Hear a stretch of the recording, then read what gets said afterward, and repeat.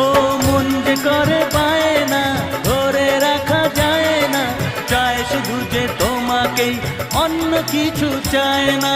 জানাই তোমাকে তা দুটি চোখের ভাষা, এই তো ভালোবাসা।